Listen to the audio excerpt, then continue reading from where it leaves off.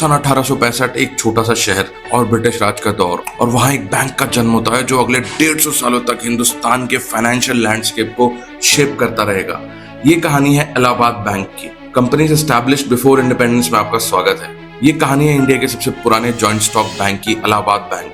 Allahabad bank का जन्म हुआ 24 अप्रैल 1865 को। सर विलियम मोइर के इनिशिएटिव से इस बैंक की शुरुआत हुई। उस टाइम कलकत्ता इंडिया का कैपिटल होता था, लेकिन इलाहाबाद में एक बैंक खोलना एक बहुत बोल्ड स्टेप था। सिर्फ एक विजन, लोकल ट्रेड को सपोर्ट करना और इंडियंस को मॉडर्न बैंकिंग का एक्सपीरियंस देना।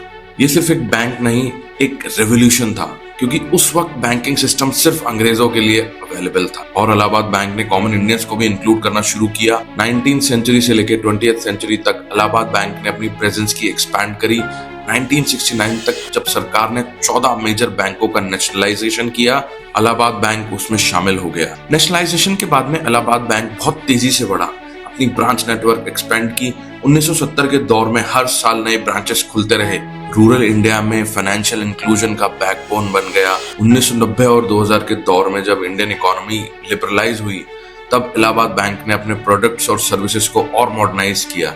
ATM network, core banking, internet banking, सब कुछ इंट्रोड्यूस किया।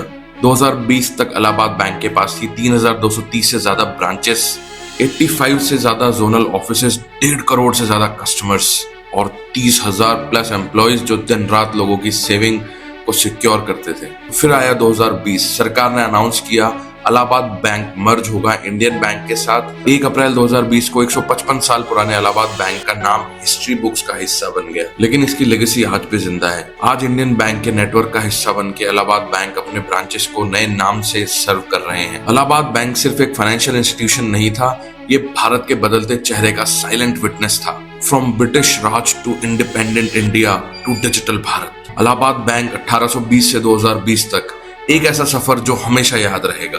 अगर वीडियो पसंद आया तो वीडियो को लाइक करो और कमेंट में लिखो अगली कंपनी का नाम जिसकी केस स्टडी आप जानना चाहते हो।